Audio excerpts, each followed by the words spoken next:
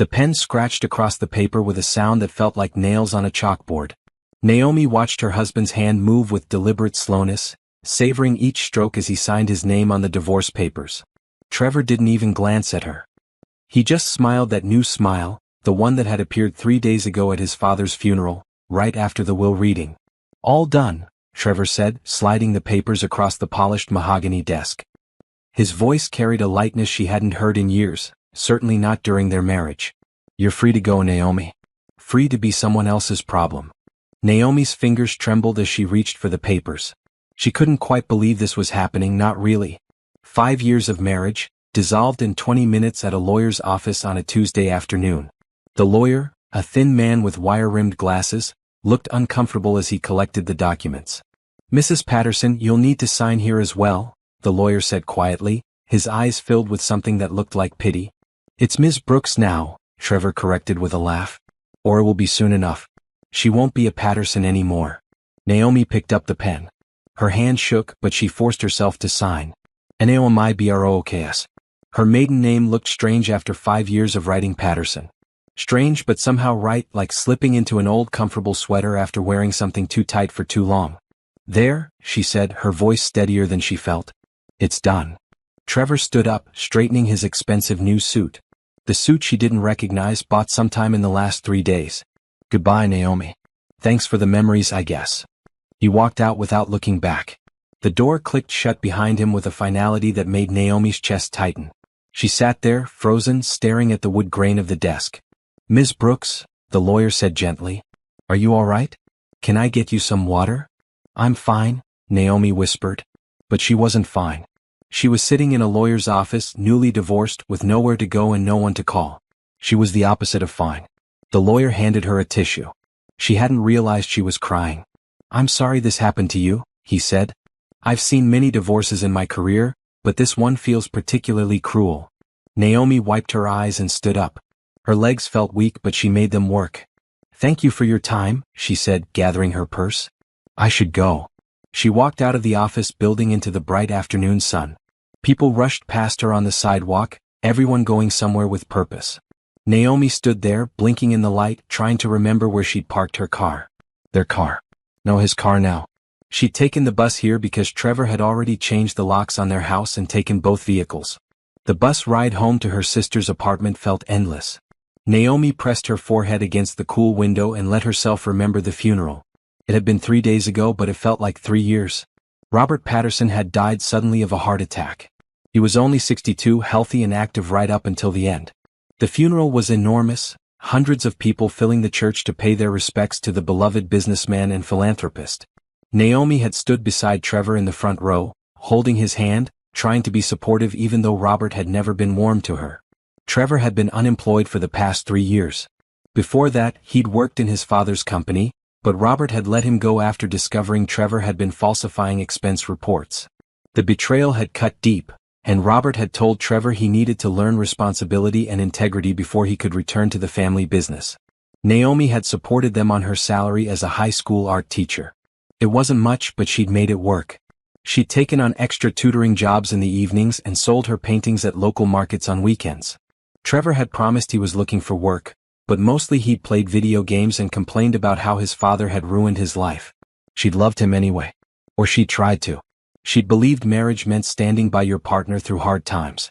She'd believed he would eventually find his way, become the man she'd fallen in love with during college when he'd been charming and ambitious. After the funeral service, everyone had gathered at the Patterson family estate for the wake. Naomi had helped serve food and comfort grieving relatives, many of whom barely acknowledged her presence. She'd always been the outsider, the poor girl Trevor had married against his family's wishes. The will reading had been scheduled for later that afternoon, just for immediate family. Naomi had been surprised when the lawyer included her, gesturing for her to sit beside Trevor. Trevor's mother, Patricia, had given Naomi a cold look but said nothing. The lawyer had read through various bequests to charities and distant relatives. Then he'd reached the main portion of the estate. "To my son, Trevor Michael Patterson, I leave the entirety of my business holdings, investment portfolio, and personal assets, totaling approximately $310 million. The room had gone completely silent. Naomi had felt Trevor go rigid beside her. $310 million. The number was so large it didn't seem real. However, the lawyer had continued, this inheritance comes with certain conditions outlined in a separate document that I'll review with Trevor privately. Trevor hadn't seemed to hear that last part. His eyes had glazed over, his mind clearly calculating what that much money meant. No more depending on Naomi's teacher salary. No more humble apartment. No more waiting for his father's approval. The private meeting with the lawyer had lasted 20 minutes. When Trevor emerged, his whole demeanor had changed. He'd looked at Naomi with an expression she'd never seen before, something cold and evaluating, like she was a piece of furniture he was considering throwing away. At dinner that evening, back at their small apartment, Trevor had been quiet. He'd pushed food around his plate, barely eating. Naomi had tried to talk to him about the funeral, about his father, about how he was feeling. He'd given one-word answers until she'd finally given up and gone to bed early. The next morning she'd woken to find Trevor packing his clothes. "What are you doing?" she'd asked, confused. "Leaving," he'd said simply. "I'm moving into the estate. My estate now." "Okay," Naomi had said slowly. "When should I pack? Do you want to move this weekend?" Trevor had laughed, a harsh sound without humor. "You're not coming, Naomi? I'm done with this marriage. I'm done with you." She'd stood there in her pajamas trying to process his words. "What are you talking about? Trevor, your father just died. You're grieving. You're not thinking clearly." "I'm thinking clearly for the first time in years," he'd said, zipping up his suitcase. "I settled for you because I thought I'd never have anything better. But now I have $300 million. I can have anyone I want. Why would I choose you?" The words had hit her like physical blows. "Trevor, please. This is crazy. We've been married for 5 years. We took vows. Vows I regret every single day," he'd said, looking at her with something close to disgust. "You were convenient when I had nothing. Now I have everything and you're just in the way. Is there someone else?" The question had escaped before she could stop it. Trevor had smiled, that new cruel smile. "Her name is Candace. She's beautiful, sophisticated, everything you're not. And now I can actually afford her." He picked up his bags and walked out, leaving Naomi standing in their bedroom, her world crumbling around her. She'd spent that whole day crying, unable to believe this was happening. Surely he would come back. Surely he would realize he was making a mistake. But he hadn't come back. Instead, his lawyer had called the next day to schedule the divorce proceedings. Trevor wanted it done quickly and quietly. He was offering her nothing, no alimony, no property settlement. Since they'd never had any assets worth dividing, there was nothing to fight over. He knew she couldn't afford a lawyer to contest it. Now sitting on the bus, Naomi felt numb. The crying had stopped somewhere around the 3rd day. Now she just felt empty, hollowed out. She'd given 5 years to a man who'd thrown her away the moment he didn't need her anymore. The bus lurched to a stop, and Naomi got off, walking the 2 blocks to her sister's apartment building. Her sister Rachel had taken her in without question, clearing out her spare room and making space in her closet. Rachel was 6 years older, a nurse who worked night shifts at the hospital. She'd never liked Trevor, had warned Naomi not to marry him. She'd been too kind to say, "I told you so," but Naomi had seen it in her eyes. Naomi climbed the 3 flights of stairs to Rachel's apartment. Her key stuck in the lock for a moment before turning. Inside, the apartment was quiet. Rachel was at work. Naomi dropped her purse on the couch and stood in the middle of the living room, unsure what to do with herself. She should eat something. She should call the school and let them know she'd be back to work tomorrow. She should start looking for her own apartment, something she could afford on a teacher's salary. She should do a lot of things. Instead, she walked to the spare bedroom and lay down on the narrow bed, staring at the ceiling. The water stain in the corner looked like a rabbit. Or maybe a cloud. She stared at it until her eyes blurred and the shape didn't look like anything at all. Her phone buzzed. She almost didn't check it, but habit made her reach for it. A text from an unknown number. "Just so you know, Trevor and I are very happy together. He says you were boring in bed anyway. Enjoy your pathetic life. Candace." Naomi stared at the message. She should feel something. Anger, hurt, humiliation. But she just felt tired. So incredibly tired. She turned off her phone and closed her eyes. Tomorrow she would figure out how to put her life back together. Tomorrow she would be strong. But today she would just let herself fall apart. The morning sun filtered through the thin curtains of Rachel's spare bedroom, painting stripes across the worn carpet. Naomi woke up with a headache and a mouth that tasted like cotton. For a blissful moment, she forgot everything that had happened. Then reality crashed back in, and she wanted to pull the covers over her head and disappear. But she couldn't. She had to go to work. She had to face her students and pretend everything was fine. She had to start building a life that didn't revolve around Trevor Patterson and his broken promises. Rachel had left a note on the kitchen counter. Coffee in the pot. Bagels in the fridge. You're stronger than you know. Call me if you need anything. Love you. R. Naomi poured herself coffee and sat at the small kitchen table. Through the window she could see the building across the street, its brick face covered in climbing ivy. A woman was hanging laundry on a fire escape, colorful shirts and dresses flapping in the breeze. Such a normal scene. Such a normal day for everyone but her. Her phone was still off. She wasn't ready to face whatever messages might be waiting. Instead, she focused on getting ready for work. She showered, put on a blue blouse and black pants, and applied makeup to hide the dark circles under her eyes. The woman in the mirror looked almost normal. Almost. The bus to school was crowded with morning commuters. Naomi stood near the back, holding onto a pole, letting the rhythm of the moving bus rock her gently. She tried to mentally prepare for the day ahead. Her students would ask where she'd been. She'd missed 2 days of school for the funeral and its aftermath. She would have to tell them something. Jefferson High School was a large brick building that had seen better days. Budget cuts meant peeling paint and outdated textbooks, but the students were eager and the teachers dedicated. Naomi loved her job, loved watching her students discover their artistic talents.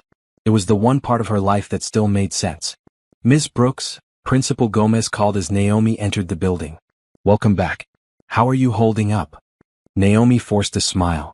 I'm doing all right. Thank you for asking. Principal Gomez was a kind woman in her 50s with silver streaks in her black hair. She studied Naomi with concern. If you need more time, we can arrange it. Mrs. Chun can continue covering your classes. No, I'm fine. Really. I need to get back to normal. Whatever normal meant now. Her classroom was on the second floor, facing east so it got good morning light. Naomi unlocked the door and stepped inside, breathing in the familiar smell of paint and clay and possibility. Student artwork covered the walls, bright splashes of color and imagination. This was her sanctuary. She was arranging supplies when the first students began arriving. Miss Brooks, you're back, shouted Amara, a talented sophomore who specialized in watercolors. We missed you. I missed you too, Naomi said and meant it. The day passed in a blur of lessons and demonstrations. Naomi taught classes on perspective drawing, helped a struggling freshman understand color theory, and supervised the advanced painting group. She fell into the rhythm of teaching, letting it carry her through.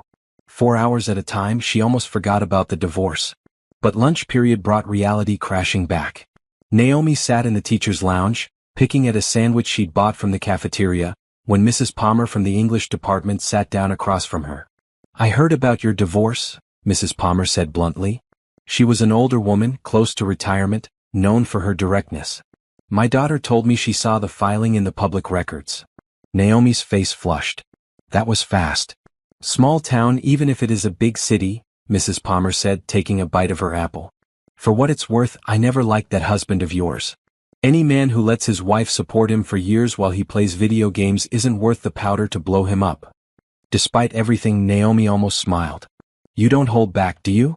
At my age, there's no point in dancing around things. You're better off without him. You'll see that eventually. Would she? Right now, Naomi just felt hollowed out. But she nodded anyway, not wanting to explain how she devoted 5 years to a man who discarded her the moment he got money. How she believed in him when no one else did, and how he'd repaid her faith with cruelty. After school, Naomi stayed late to clean her classroom and prepare for the next day's lessons. She didn't want to go back to Rachel's apartment yet, didn't want to face the emptiness of the evening. When she finally locked up and left the building, the sun was setting, painting the sky in shades of pink and gold. Her phone was still off. She turned it on as she waited for the bus, watching messages flood in. Most were from Rachel checking on her. A few were from other family members who'd heard about the divorce. And 3 were from Trevor. Her finger hovered over the delete button, but curiosity got the better of her. She opened the first message. Naomi, I need you to sign some additional paperwork. My lawyer will send it over. The second message, also, I'll need you to return anything of mine that you took from the house. I have a list. The third message, Candace thinks you might try to cause trouble. Don't. You won't win. Naomi stared at the messages, feeling a spark of something she hadn't felt in days. Anger. Not the hot, explosive kind but something cold and clear. How dare he? How dare he act like she was the problem, like she was some obstacle to be managed. She typed back, "I don't have anything of yours. I left with my clothes and personal items. And I have no intention of causing trouble. I just want to move on with my life." She hit send before she could second-guess herself. The reply came almost immediately. "Good. Stay out of my way and I'll stay out of yours." Naomi blocked his number. She should have done it days ago. She didn't owe Trevor Patterson anything, not even the courtesy of reading his messages. The bus arrived and she climbed on, finding a seat near the window. As the city passed by outside, Naomi thought about her marriage, really thought about it for the first time since Trevor had left. When had things gone wrong? Looking back, she could see the cracks that had always been there. Trevor's sense of entitlement. His resentment when his father cut him off. The way he'd let her carry all the financial and emotional weight of their relationship without appreciation or reciprocation. She'd made excuses for him. She'd told herself marriage was about supporting each other through difficult times. She'd believed that if she just loved him enough, worked hard enough, was patient enough, things would get better. But they never had. And now she understood that they never would have. Trevor hadn't changed when he got money. The money had just revealed who he'd always been underneath. Selfish, cruel, and fundamentally uninterested in being a true partner. The realization didn't make the pain go away, but it did clarify things. She wasn't grieving the loss of the man she'd married. She was grieving the loss of the man she'd thought he could become. And that man had never existed except in her imagination. When Naomi got back to Rachel's apartment, her sister was home early from her shift. Rachel took one look at Naomi's face and pulled her into a hug. "Bad day?" Rachel asked. "Actually," Naomi said, "it was better than I expected. I'm starting to realize some things." They ordered Chinese food and ate it on the couch, watching a comedy that wasn't particularly funny but provided enough distraction. Rachel told stories about difficult patients and hospital drama, making Naomi laugh despite herself. "I need to find my own place," Naomi said during a commercial break. "I can't impose on you forever." "You're not imposing," Rachel said firmly. "But if you want your own space, we can start looking this weekend. Nothing fancy, just something affordable and safe." "Affordable is the key word," Naomi said wryly. "I'm going to be living on a teacher's salary with no backup plan." "You'll manage. You always do." Rachel squeezed her hand. "You're the strongest person I know, even if you don't see it yet." That night, lying in bed, Naomi thought about strength. She'd never considered herself particularly strong. She'd always been the peacemaker, the one who compromised and accommodated. But maybe Rachel was right. Maybe surviving the past 5 years with Trevor, supporting them both, keeping faith when everyone else had given up on him, maybe that had required a kind of strength she hadn't recognized. And now she would need a different kind of strength. The strength to build a life alone, to trust herself, to believe she deserved better than what Trevor had given her. She pulled out her laptop and started researching apartments in her price range. Most were small, many in questionable neighborhoods, but she found a few possibilities. A studio apartment near the school caught her eye. It was tiny, just one room with a kitchenette and bathroom, but it had large windows facing south. Good light for painting. Naomi bookmarked the listing and closed her laptop. Tomorrow she would call to schedule a viewing. Tomorrow she would take another step toward independence. Tomorrow she would keep moving forward, even if she wasn't sure where she was going. Before she turned off the light, she looked at her sketchbook, which she'd rescued from the apartment. She hadn't drawn anything in months, too tired from work and too drained from her marriage. But now, on impulse, she picked up a pencil and began to draw. The lines came slowly at first, then faster. She didn't know what she was drawing until it took shape. A bird with broken wings struggling to fly. But in the background, just sketched lightly, other birds soared free. Naomi looked at the drawing for a long moment, then set down her pencil. She wasn't ready to fly yet. But maybe, eventually she would be. 2 weeks crawled by. Naomi fell into a new routine. Teaching during the day, apartment hunting in the evenings, and trying to rebuild a life from scratch. She'd viewed the studio apartment with the good light and signed a lease. She would move in at the end of the month. Rachel had helped her buy basic furniture from thrift stores and garage sales. A small couch that was slightly worn but comfortable. A bed frame someone was giving away for free. A kitchen table with mismatched chairs. None of it matched, but it was hers, and that made it beautiful. At school, her students had noticed the change in her. "Ms. Brooks, you seem different," Amara had said one afternoon. "Sadder, but also kind of stronger."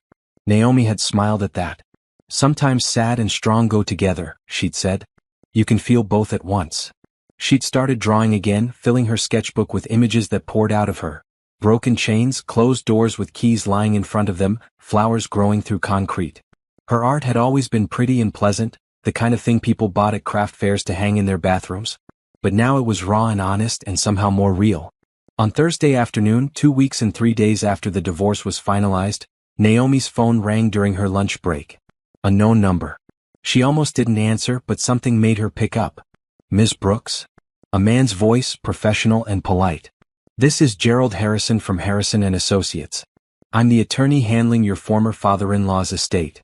Naomi's heart sank. What now? More papers to sign? Some final insult from Trevor? Yes, this is Naomi Brooks.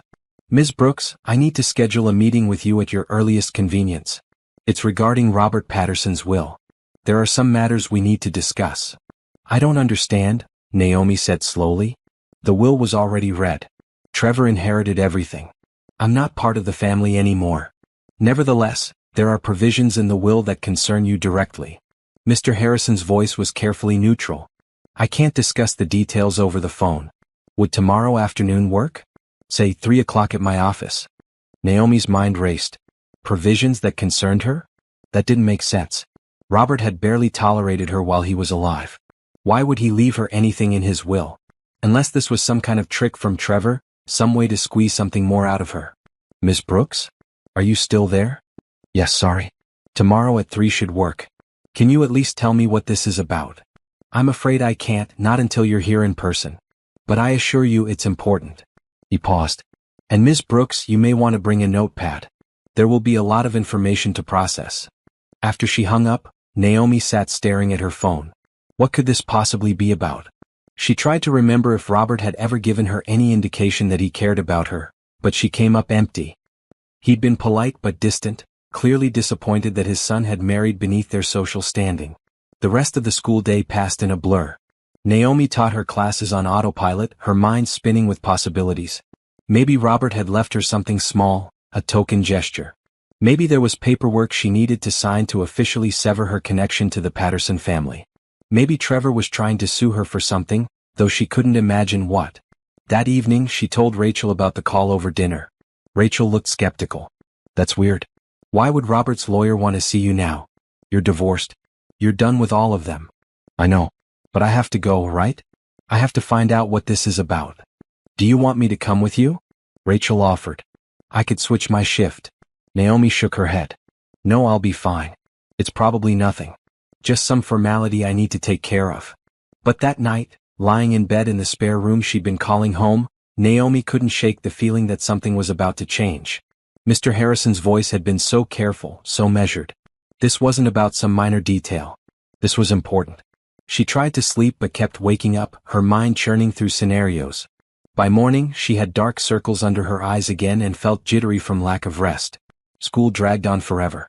Naomi watched the clock, counting down the hours until 3. Her students picked up on her distraction. Ms. Brooks, are you okay? Asked James, a quiet junior who rarely spoke in class. You seem nervous. I'm fine, James. Just have an appointment after school that I'm thinking about. Is it bad? Like a doctor thing? Naomi managed a smile.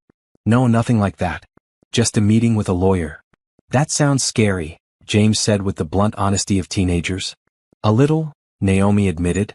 But sometimes we have to do scary things. When the final bell rang, Naomi practically ran to her car. She'd borrowed Rachel's old sedan for the afternoon. The drive to Harrison & Associates took 30 minutes through heavy traffic. The law firm was downtown in a tall glass building, the kind of place that intimidated Naomi with its marble floors and expensive artwork. She gave her name to the receptionist, a young woman with perfect makeup and a crisp white blouse. Mr. Harrison is expecting you. 10th floor, suite 1003. The elevator was glass-walled, offering a view of the city as it climbed. Naomi watched the building shrink below her and tried to calm her racing heart. This was nothing. This would be nothing. Suite 1003 had frosted glass doors with the firm's name etched in gold letters. Inside, another receptionist greeted her and led her down a hallway lined with dark wood paneling. Everything whispered money and power, worlds away from Naomi's small apartment and teacher's salary. Mr. Harrison's office was corner suite with floor-to-ceiling windows overlooking the city.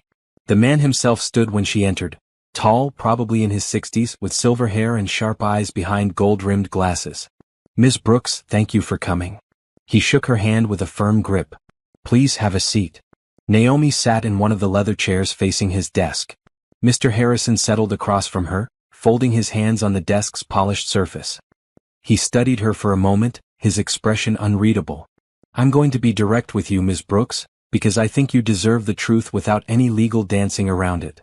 He picked up a folder from his desk. "What I'm about to tell you will come as a shock. Do you need water or anything before we begin?" Naomi's mouth was dry, but she shook her head. "Just tell me, please. The suspense is worse than anything you could say." Mr. Harrison nodded. "Very well. 1 month before his death, Robert Patterson came to see me. He wanted to make a significant change to his will, specifically adding a codicil that would only go into effect under certain circumstances." "What kind of circumstances?" Robert had discovered something about his son. Something that disappointed him deeply. Mr. Harrison opened the folder and pulled out several documents.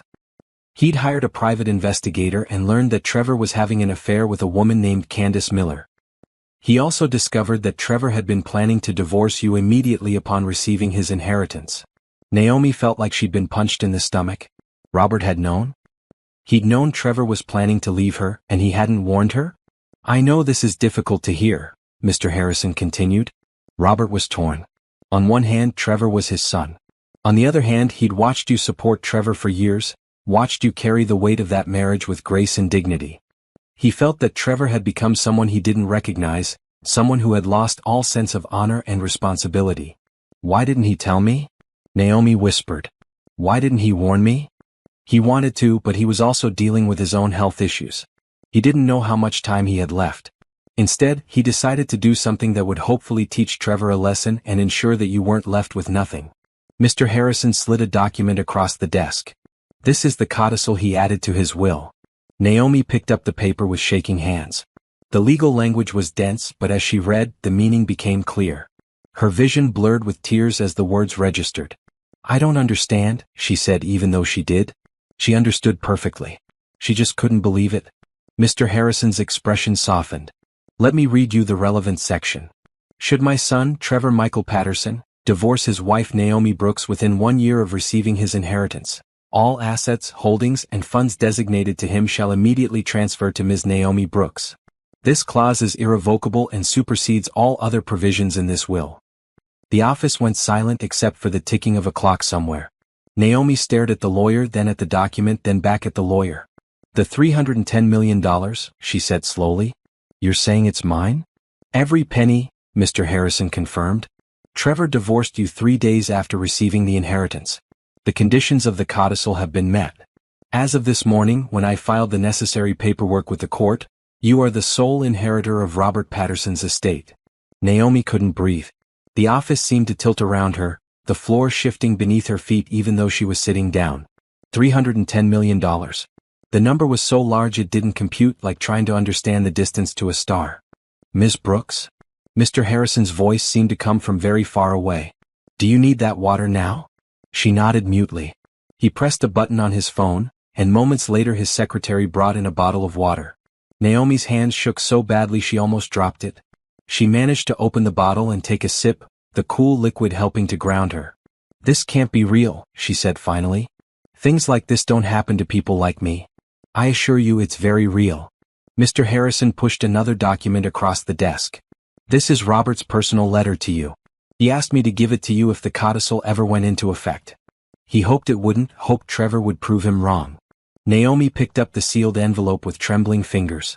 Her name was written on it in Robert's distinctive handwriting, elegant, controlled. She'd seen it on checks and documents throughout her marriage. She turned the envelope over, breaking the wax seal. The letter inside was written on heavy cream paper, dated 1 month before Robert's death. "Dear Naomi," it began. "If you're reading this, then my worst fears about Trevor have come true. I'm writing this letter in the hope that you'll never need to see it, but I'm old enough and realistic enough to know that hope isn't always sufficient. I owe you an apology. When Trevor first brought you home, I was disappointed. You weren't what I'd envisioned for my son. You came from a working-class background, had no family connections or wealth to bring to the marriage. I saw you as inadequate. I was wrong. Profoundly, completely wrong. Over the years, I watched you support my son when he'd given you every reason to leave. I watched you work multiple jobs to keep a roof over your heads while Trevor played video games and complained about how unfairly life had treated him. I watched you hold your head high at family gatherings where others treated you with disdain, never responding with bitterness or anger. You showed more character, integrity, and strength than most people demonstrate in a lifetime. You showed more of those qualities than my son ever has. 3 months ago, I began having health issues. The doctors told me my heart wasn't strong. I started thinking about my legacy, what I would leave behind. I realized with shame that I'd raised a son who cared more about money than people, who saw others as tools to be used and discarded. I hired an investigator to look into Trevor's life. What I discovered broke my heart. The affair, the plans to divorce you the moment he received his inheritance, the cruel things he said about you to his mistress. I confronted him once, carefully, without revealing how much I knew. He lied to my face without hesitation. I couldn't let him profit from his cruelty. I couldn't let you walk away from this marriage with nothing after all you'd sacrificed. So I created this codicil, this safety net. If Trevor proved me wrong, if he stayed with you and treated you well, then he would keep everything and you would never know about this letter. But if he did what I feared, if he showed his true colors the moment money came into the picture, then you would be protected. I'm sorry I didn't have the courage to tell you this while I was alive. I'm sorry I didn't warn you. Perhaps I hoped that my suspicions were wrong, that Trevor would surprise me. Or perhaps I was simply a coward, unwilling to destroy what little relationship remained with my son. I hope this inheritance gives you the freedom to build the life you deserve. Don't let guilt or obligation tie you to people who don't value you. You owe Trevor nothing. You never did. I wish I had known you better, Naomi. I wish I had seen your worth earlier. Thank you for trying to love my son. Thank you for being better than all of us. With respect and regret, Robert Patterson. Tears streamed down Naomi's face as she finished reading. She'd never expected this, never imagined that Robert had seen her, really seen her. She'd thought he barely registered her presence at family gatherings. He was a good man, Mr. Harrison said quietly. Flawed, certainly. He made mistakes with Trevor, probably spoiled him too much when he was young. But at the end he tried to do the right thing. Naomi wiped her eyes with the back of her hand.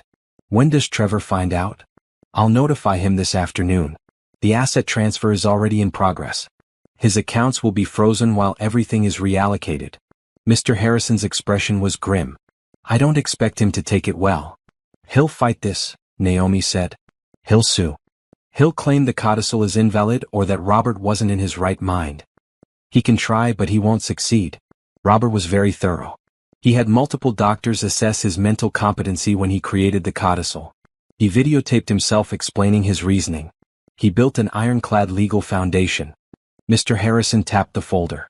I've been practicing law for 38 years, and this is the most airtight will I've ever seen.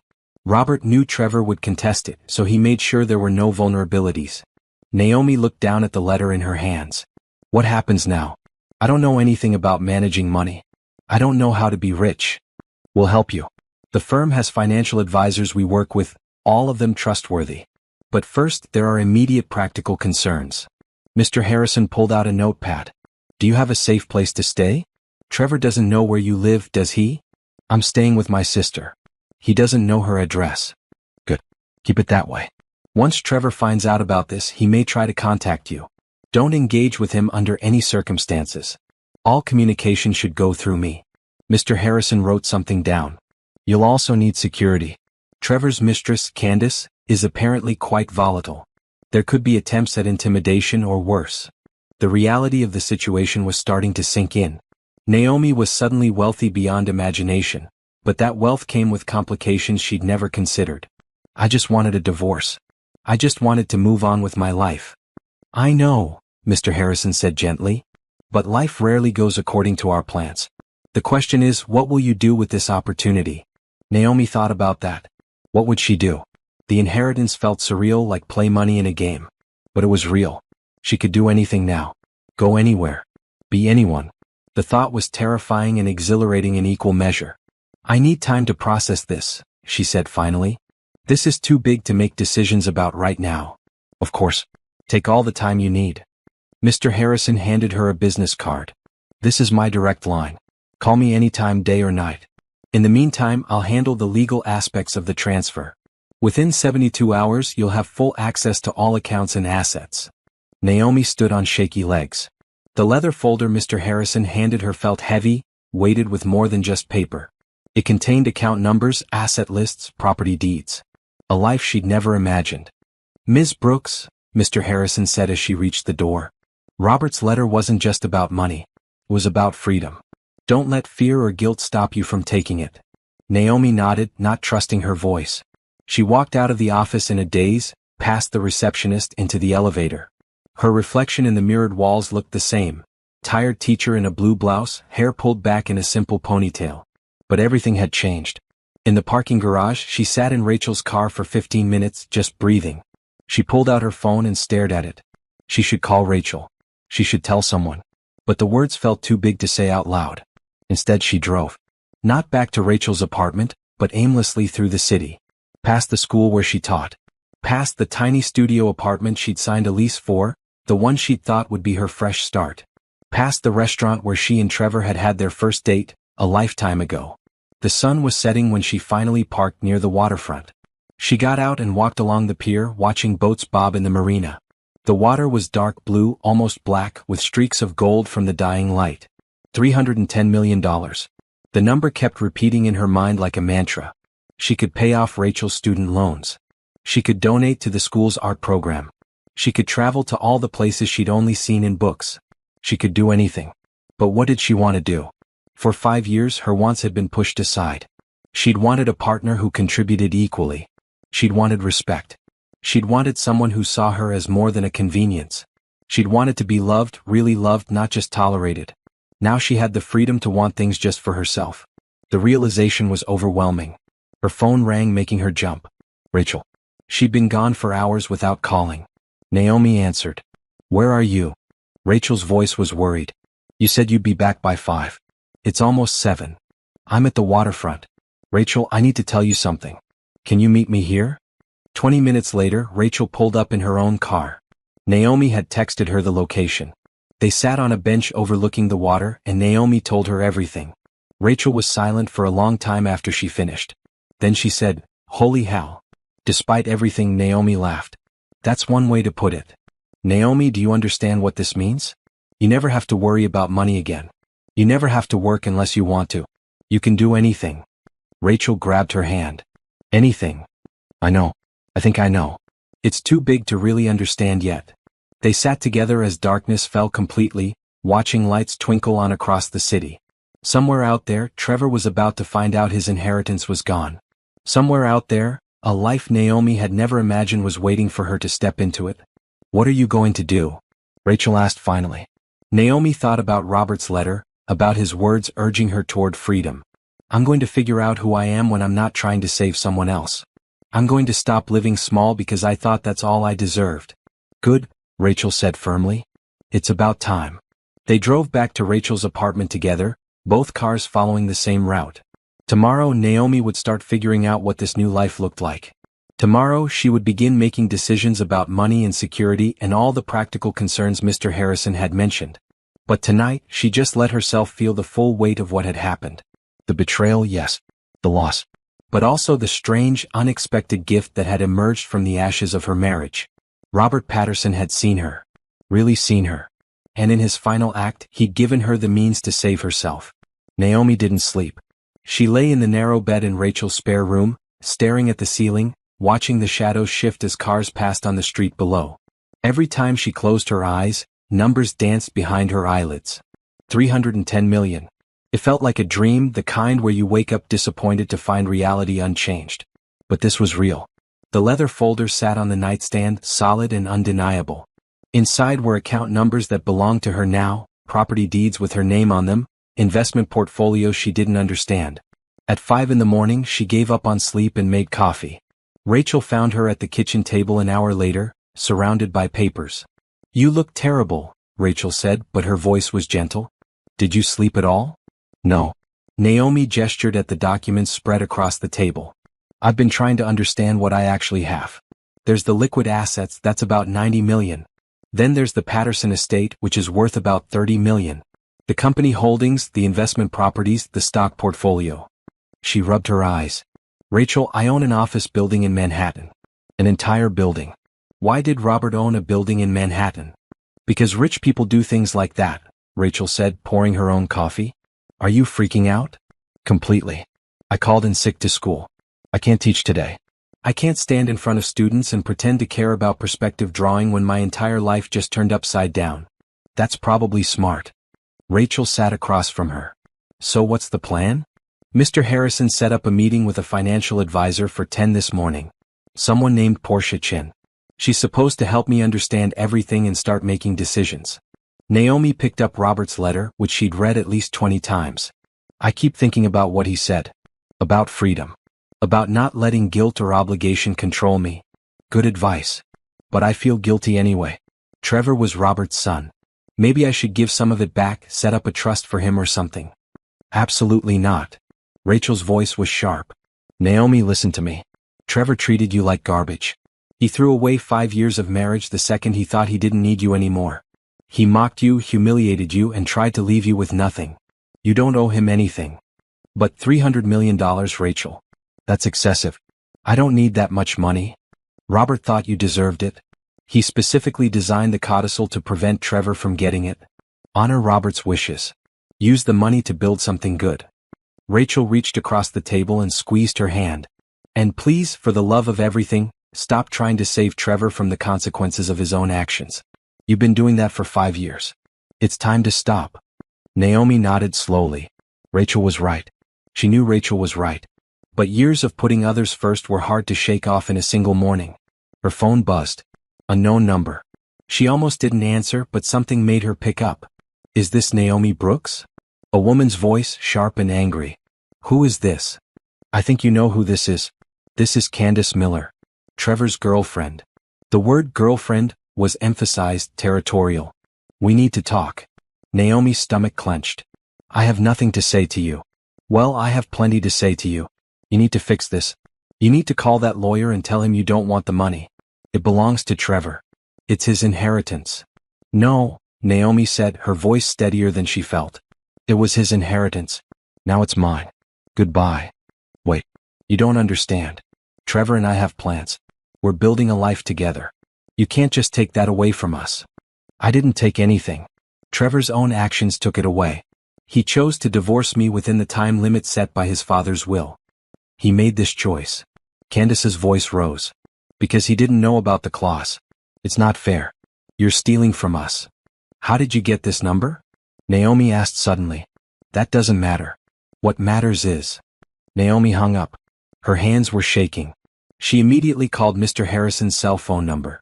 He'd said to call any time, day or night. He answered on the second ring. Ms. Brooks. Is everything all right? Candace Miller just called me. She knows about the inheritance. How is that possible? You said you wouldn't tell Trevor until this afternoon. Mr. Harrison cursed under his breath.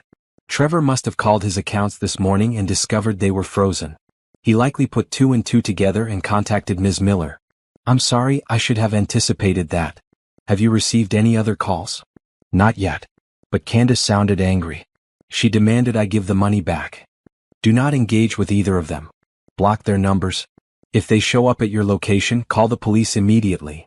There was typing in the background. I'm arranging security for you right now. Someone will be at your sister's apartment within the hour. Is that really necessary? Yes, Mr. Harrison said firmly. Trevor just lost $300 million. People have done worse things for far less. Until we see how he reacts, I want you protected. After she hung up, Naomi blocked Candace's number. Then, on impulse, she unblocked Trevor's number to see if he tried to contact her. Sure enough, there were 7 missed calls and 3 voicemails. She listened to the first one. Trevor's voice was frantic. Naomi, call me back. Immediately. This is important. The second voicemail, Naomi, I know you're there. Pick up the phone. We need to talk about this whole situation. There's been some kind of mistake. The third voicemail, you vindictive witch. You planned this, didn't you? You manipulated my father before he died. I will sue you for every penny. You'll have nothing when I'm done with you. Naomi deleted the voicemails and blocked his number again. The progression from panic to threats had taken less than 2 hours. This was who Trevor really was, she realized. The mask had finally come off completely. The security team arrived at 9, 2 professional-looking individuals in dark suits who introduced themselves as Elena and Marcus. No, not Marcus. Naomi corrected herself immediately. The man's name was Dominic. He was tall, ex-military by his bearing, with kind eyes that didn't match his intimidating build. Elena was smaller, sharp-featured, with alert eyes that scanned everything. "We'll be with you 24/7 until Mr. Harrison determines the threat level has decreased," she explained. "One of us will always be nearby, but we'll try to be unobtrusive." "This feels excessive," Naomi said. "Better excessive than sorry," Dominic replied. His voice was surprisingly gentle. "We've seen situations like this before. Money makes people desperate." The meeting with Portia Chin, the financial advisor, took place at Mr. Harrison's office. Portia was a woman in her 40s with intelligent eyes and an efficient manner. She'd brought charts, graphs, and a presentation that walked Naomi through her new financial reality. "The first thing we need to do is protect these assets," Portia explained. "We'll set up trusts, establish separate accounts for different purposes, and create a comprehensive investment strategy. But before we do any of that, I need to understand what you want." "I don't know what I want," Naomi admitted. "I'm a high school art teacher. Yesterday, my biggest financial worry was whether I could afford my studio apartment. Now I'm sitting here talking about investment strategies for hundreds of millions of dollars. I don't even know where to start." Portia smiled. "That's okay. That's why I'm here. Let's start simple. Do you want to keep teaching?" Naomi thought about her students, about the joy she got from watching them discover their talents. "Yes, I love teaching. But maybe not full-time? Maybe I could do something more?" "Like what?" Ideas began flowing. "The art program at my school is underfunded. Kids have to share supplies and we can't afford proper equipment. I've always wanted to change that. And not just at my school, at all the schools in the district." She leaned forward, getting excited despite herself. "What if we set up a foundation?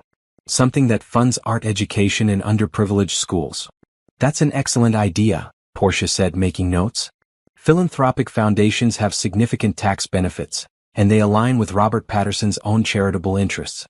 He'd probably approve." They spent 2 hours planning.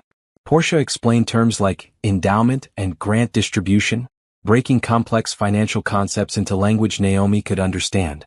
By the end, they had the outline of a plan: establish the Robert Patterson Foundation for Arts Education, create a board of directors, hire staff to manage operations.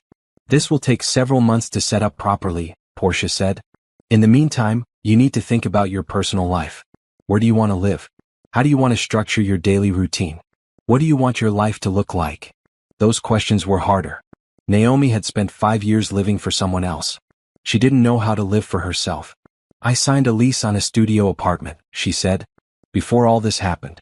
It's small, but it has good light for painting. Do you want to cancel the lease and find something larger?" "No," Naomi said slowly. "I think I want to keep it. Just for a while. I need something normal, something that doesn't remind me of all this money." Portia nodded approvingly. "That's very wise. Many people who come into sudden wealth make drastic changes immediately and regret it. Take your time. There's no rush." When the meeting ended, Naomi felt both exhausted and energized. She had a purpose now, something beyond just surviving. She would create something meaningful with this inheritance, something that honored Robert's memory and helped students like hers. Elena and Dominic drove her back to Rachel's apartment in a black SUV. "Any sign of Trevor or Candace?" Naomi asked. "Not yet," Elena said. "But we're monitoring the situation. Mr. Harrison is meeting with Trevor's lawyer this afternoon. That should give us a better sense of his next move." Back at the apartment, Rachel had made lunch: sandwiches and soup, comfort food. They ate together while Naomi described the meeting with Portia.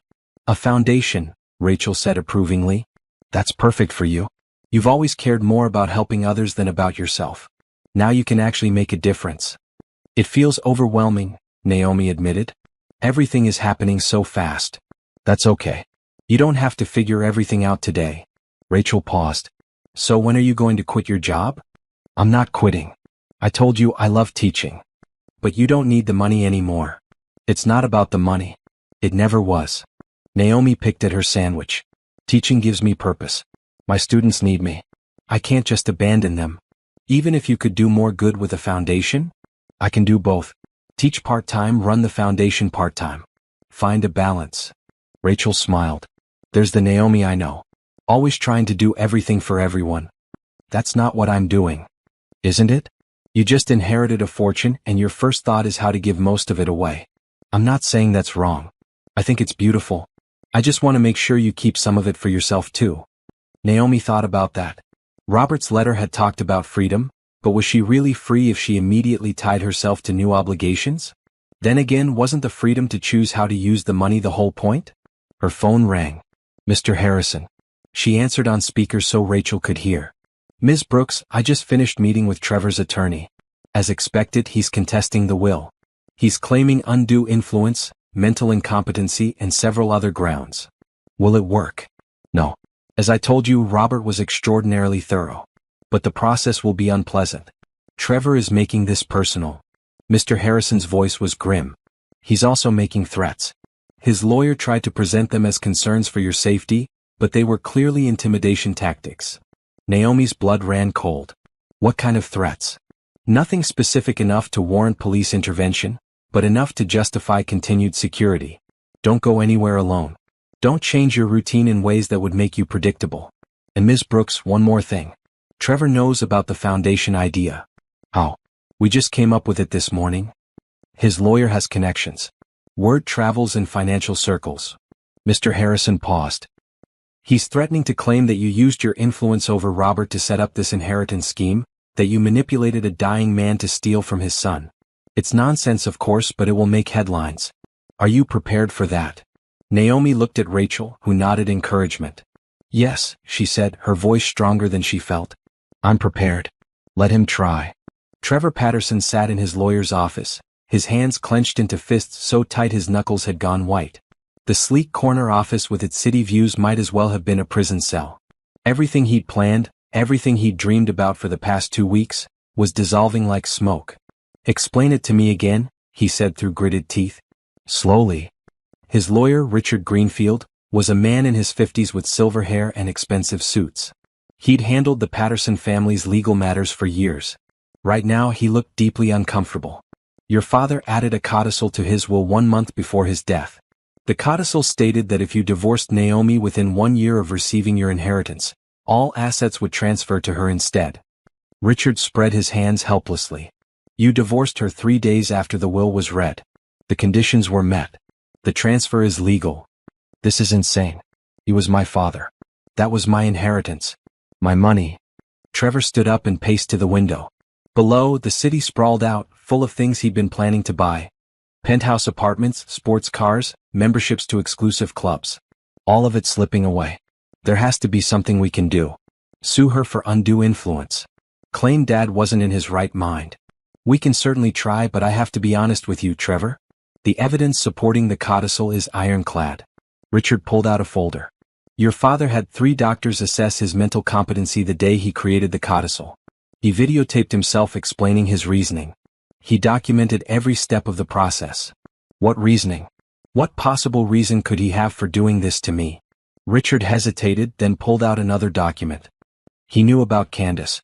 He knew you were planning to divorce Naomi immediately after receiving the inheritance. He hired a private investigator, Trevor. He had photos, recordings, everything. Trevor felt the blood drain from his face. That's an invasion of privacy. That's illegal. Actually, it's not. Private investigators are perfectly legal, and your father had every right to investigate before deciding how to distribute his assets. Richard leaned forward. Trevor, I have to ask, why did you divorce Naomi so quickly? If you'd waited even a month, you would have kept everything. Because I didn't know about the codicil. Trevor's voice rose. How was I supposed to know? Nobody told me. That was the point, Richard said dryly. Your father was testing you. He hoped you'd prove him wrong. Trevor spun around. This is Naomi's fault. She must have known. She must have manipulated him before he died. There's no evidence of that. In fact, all evidence suggests Naomi had no knowledge of the codicil until after the divorce was finalized. Richard closed the folder. I'm sorry, Trevor, but we don't have a strong case here. The will is airtight. Gerald Harrison made sure of that. Then we'll make her life hell. We'll drag her through court for years. We'll make her wish she'd never been born. Trevor's mind was racing, grasping for any solution. She's nobody. A teacher. She doesn't know how to handle this kind of attention. She'll crack and give the money back. I wouldn't advise that approach. I don't care what you advise. I want my inheritance back. Trevor pulled out his phone. I'm calling Candace. We need to coordinate our strategy. But when he called, Candace didn't answer. He tried 3 more times. Nothing. A cold feeling settled in his stomach. He opened his text messages and typed, "Where are you? Why aren't you answering?" The response came quickly, "I can't do this anymore. You lied about the money. You said we'd be set for life. I can't be with someone who has nothing. Goodbye." Trevor stared at the message, reading it over and over. Candace was leaving him? After everything he'd given up for her? He called again. This time he got a message. "The number you have reached is no longer in service." She blocked him. Changed her number. She was gone. "Everything all right?" Richard asked, watching Trevor's face go through several shades of red. "Fine," Trevor managed. "Everything's fine." But it wasn't fine. Nothing was fine. In the span of 2 hours he'd lost $300 million and the woman he'd destroyed his marriage for.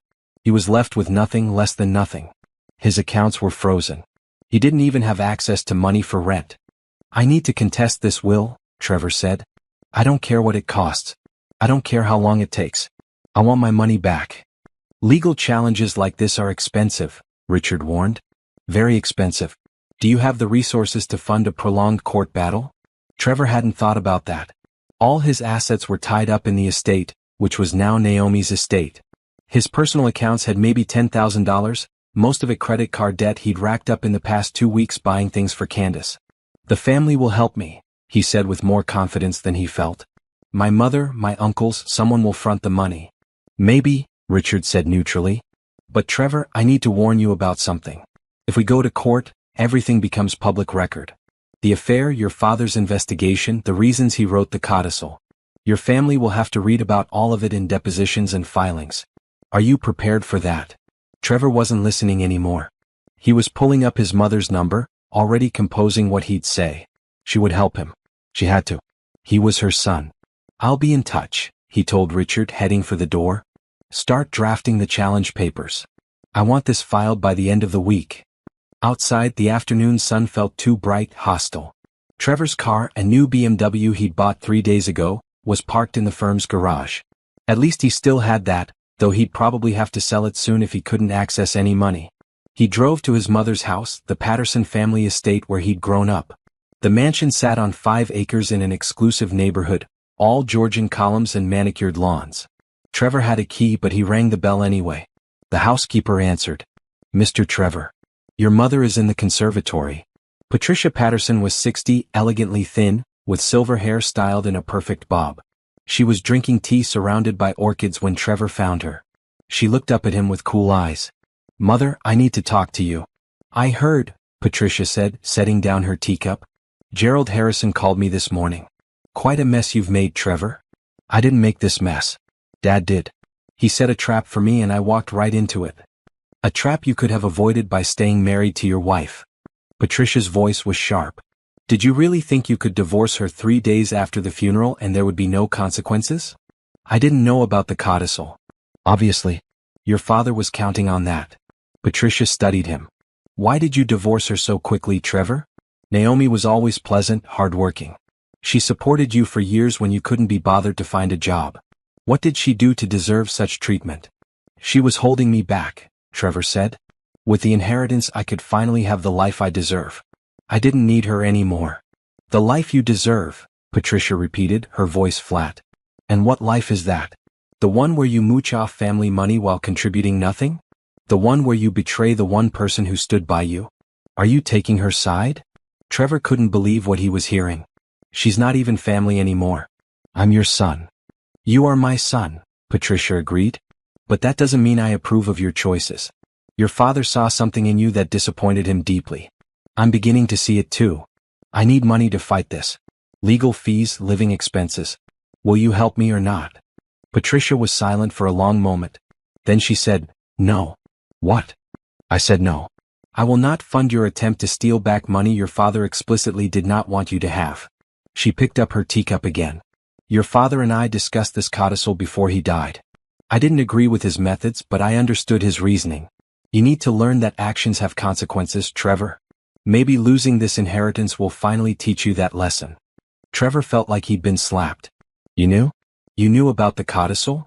"Not the specific details, but yes, I knew your father was concerned about your behavior. He showed me the investigator's report about your affair.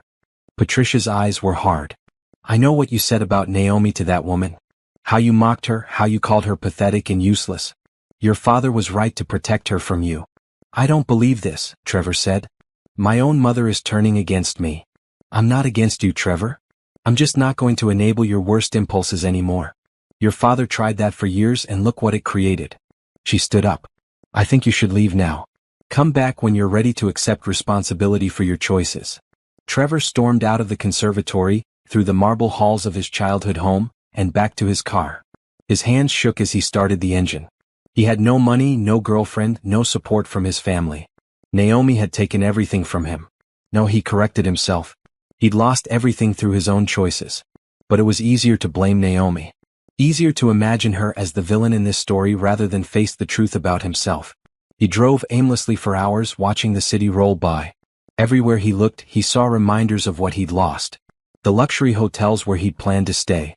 The restaurants where he'd planned to wine and dine Candace. The car dealership where he'd planned to buy a Ferrari.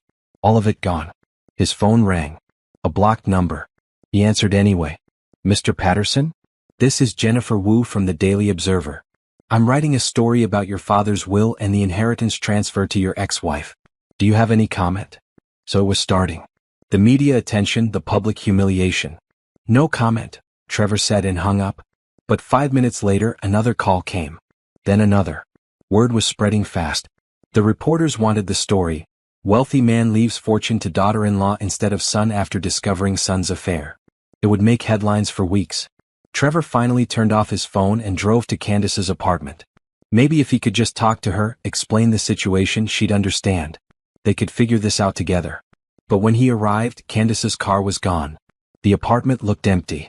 He rang the bell repeatedly. Nothing. A neighbor came out. She moved out this morning, the neighbor said. Had movers come and take everything. Didn't say where she was going. Trevor stood there on the doorstep, staring at the closed door. Candace hadn't just left him.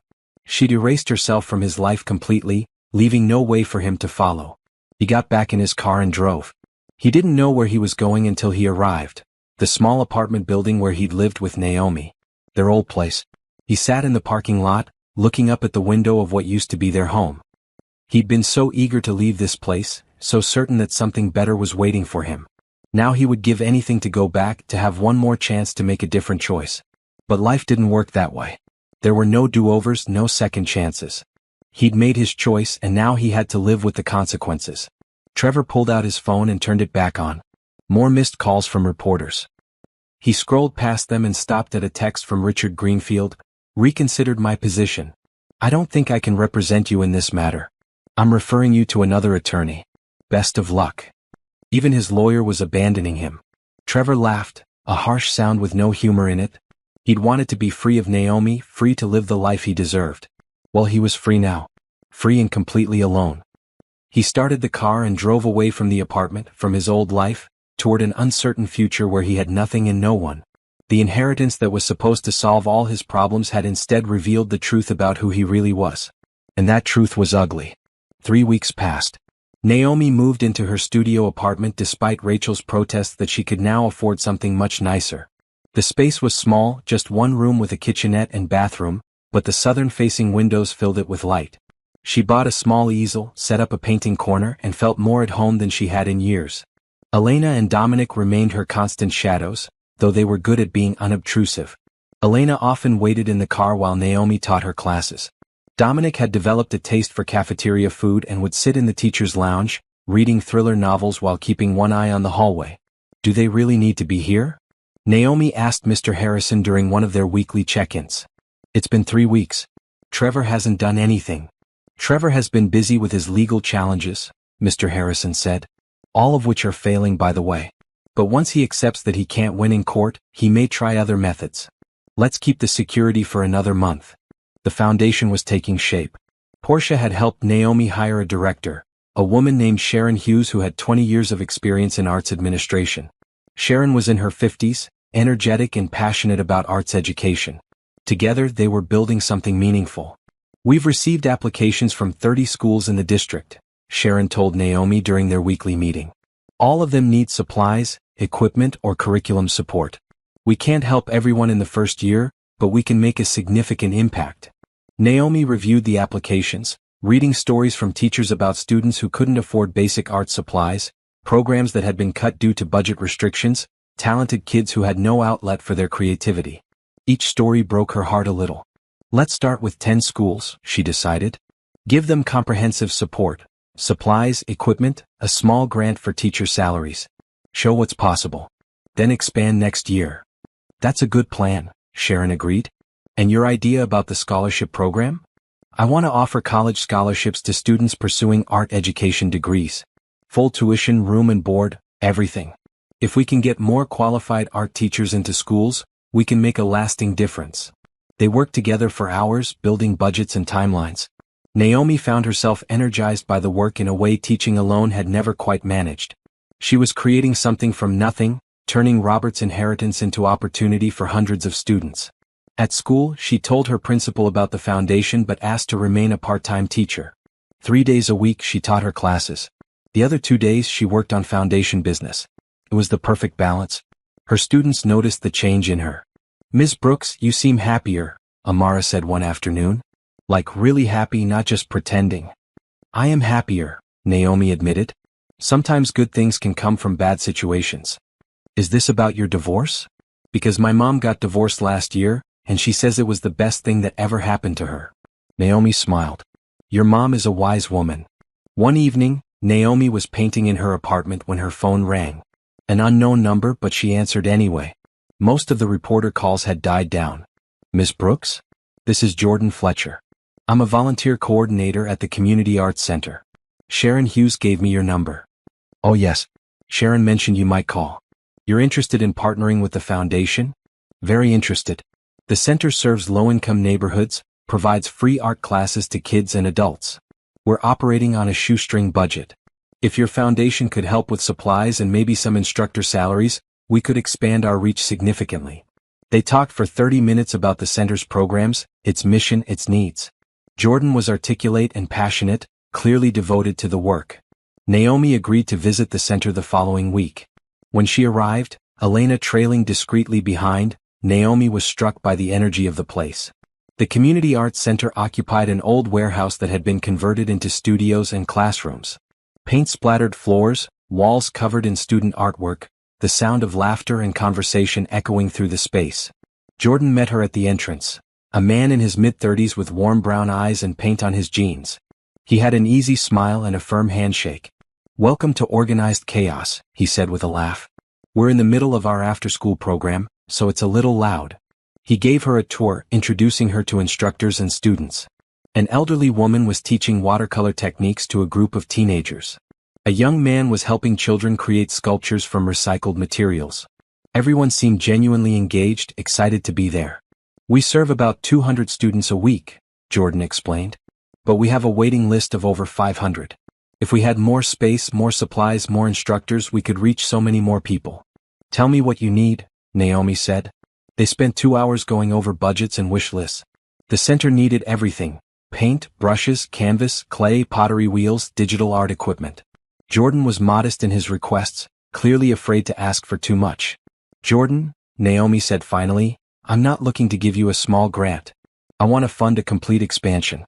New equipment, additional instructors, maybe even expanding into the empty warehouse next door." "What would that cost?" Jordan stared at her. "Ms. Brooks, that would be close to $2 million. "Then that's what we'll do." Naomi pulled out her phone and made a note. "Have your director put together a comprehensive proposal. Include everything you need for the next 5 years. We'll make it happen." "I don't know what to say," Jordan said, his voice thick with emotion. "Do you know how many lives this will change?"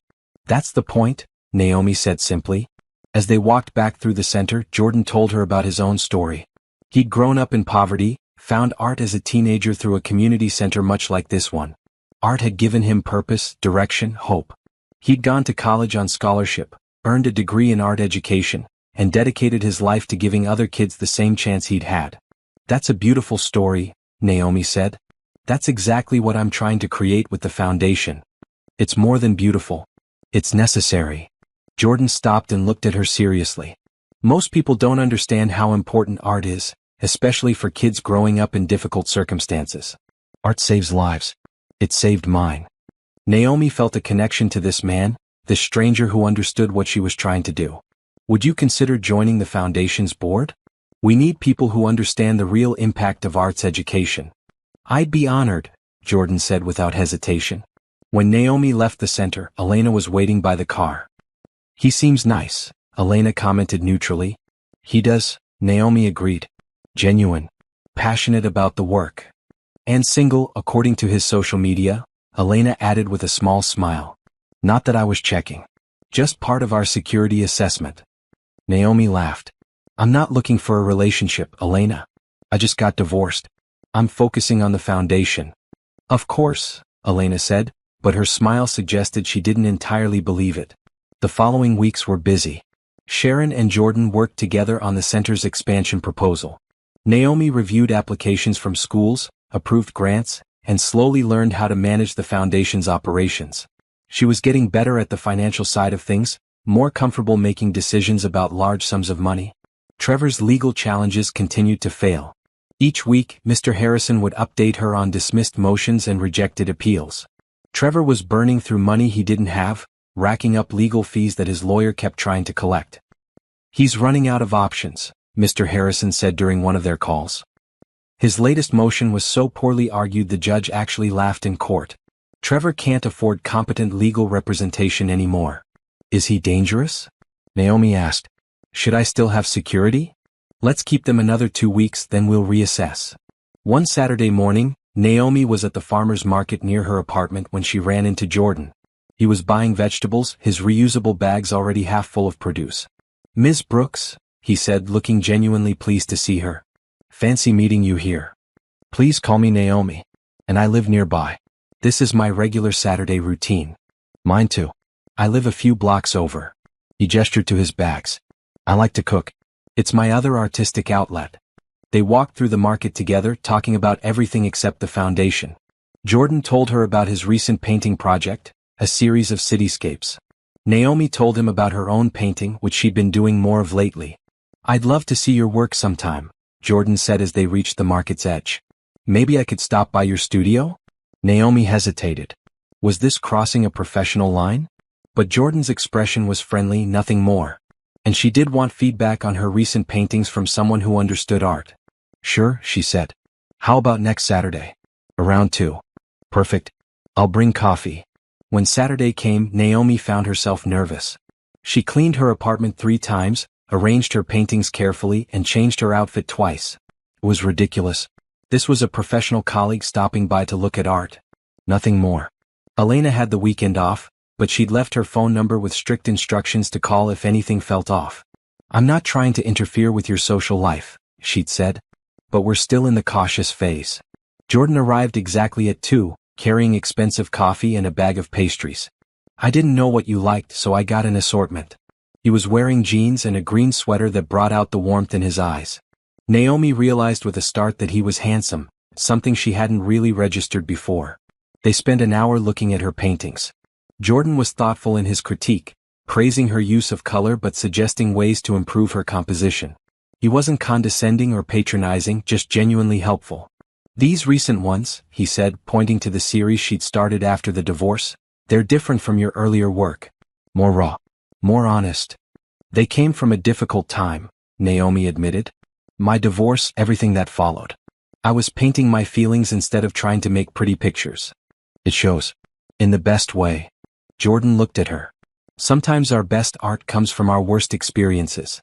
They moved to the small couch, drinking coffee and talking. Jordan told her about his dreams for the Community Arts Center, how he envisioned it becoming a hub for the entire neighborhood. Naomi shared her own vision for the foundation, how she wanted it to become a model for arts education funding. You're really doing this, Jordan said with admiration. Not just talking about it, but actually making it happen. That's rare. I have the resources now, Naomi said. It would be wrong not to use them for something meaningful. Still, most people who come into sudden wealth just buy bigger houses and fancier cars. You're building something that will outlast you. The afternoon slipped away. At 5, Jordan reluctantly said he needed to go. I have to prepare for a class tomorrow. But this was really nice, Naomi. Thank you for showing me your work. Thank you for the feedback. And for the coffee. At the door, Jordan paused. Would you like to have dinner sometime? There's a great little Italian place near the center. Nothing fancy, just good food and conversation. Naomi's first instinct was to say no. She wasn't ready. She'd just gotten out of a terrible marriage. But looking at Jordan's kind face, his genuine smile, she found herself saying, yes. I'd like that. Great. How about Friday? 7 o'clock. After he left, Naomi sat on her couch, processing what had just happened. She'd agreed to a date. Was it a date? Felt like a date. But it was just dinner with a colleague, right? Someone she was working with professionally. Her phone rang. Rachel. How was your afternoon with the handsome arts center director? How did you know about that? Elena might have mentioned it. So, how was it? It was nice, Naomi admitted. Really nice. He's smart and funny and passionate about his work. We have a lot in common. And we're having dinner on Friday. Rachel squealed. Naomi Brooks, are you going on a date? It's not a date. It's a professional dinner between colleagues. Sure it is, Rachel said with obvious amusement. Keep telling yourself that. After she hung up, Naomi looked at her paintings, at the series she'd created from pain and loss. Maybe Jordan was right. Maybe good art did come from difficult experiences. And maybe, just maybe, good things could come from difficult experiences too. She wasn't ready for a relationship. She knew that. But dinner with a friend? That seemed manageable. That seemed safe.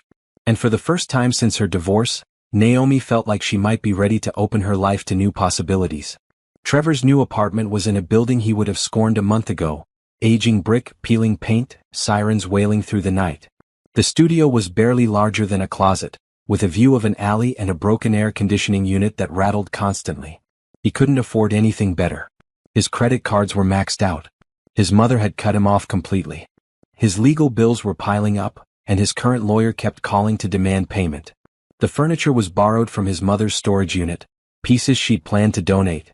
The television didn't work. The internet connection kept dropping.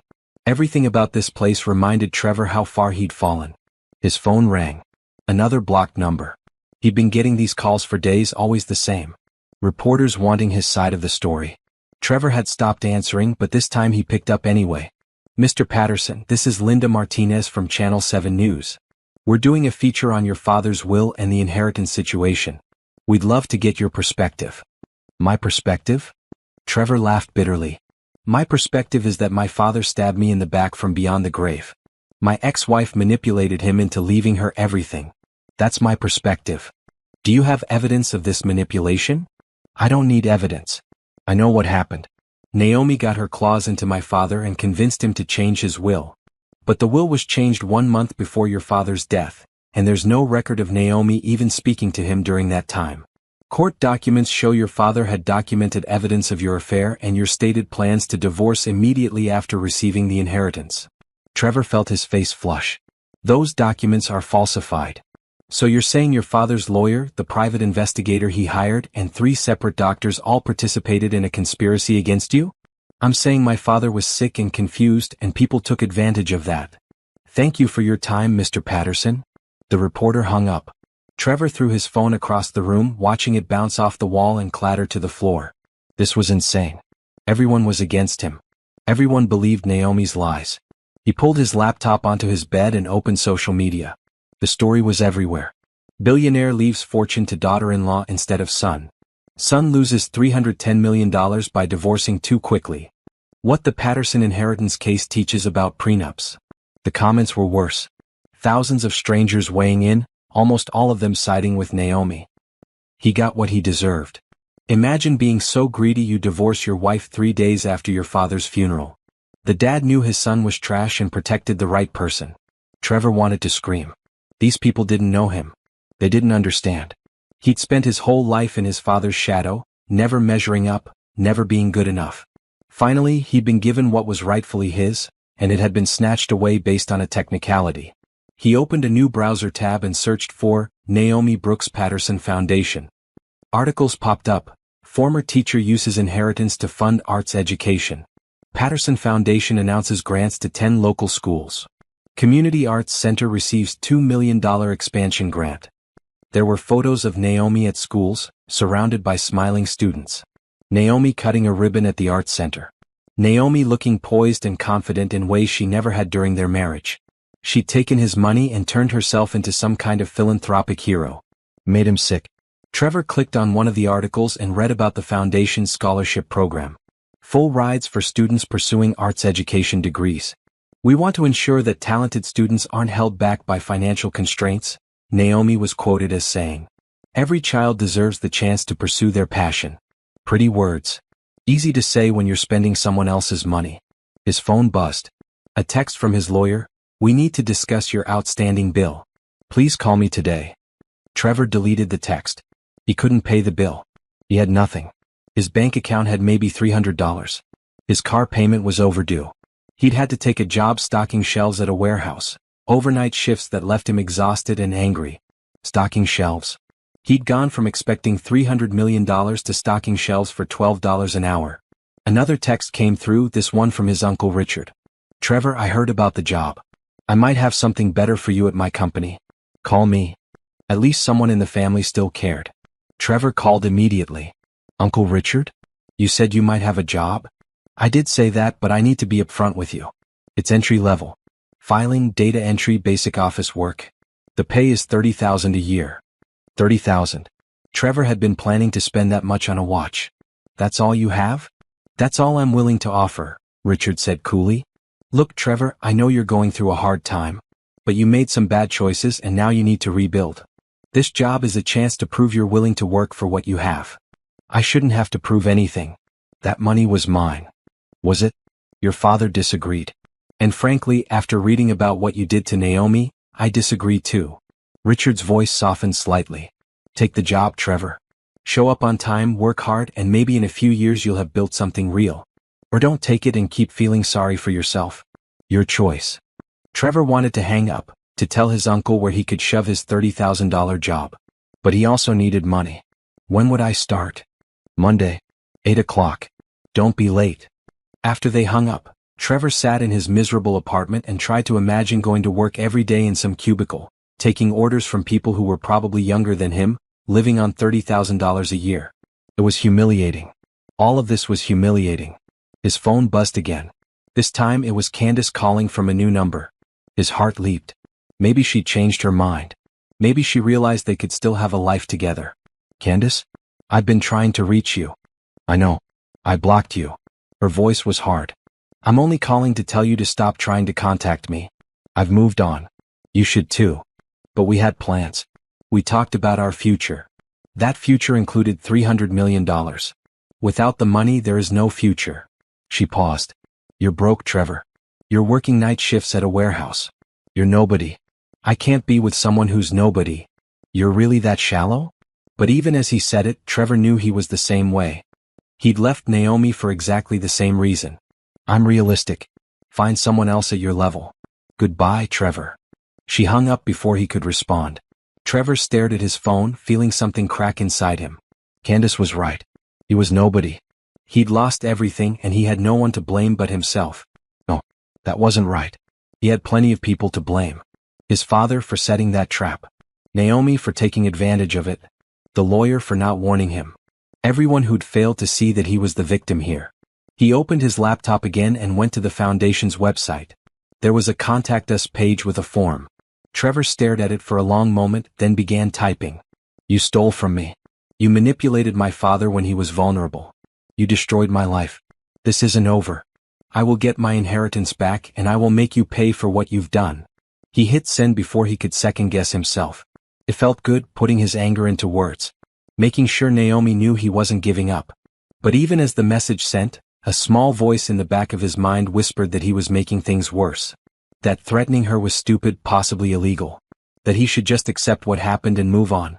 Trevor silenced that voice. He'd been accepting things his whole life, accepting his father's disappointment, accepting his failures.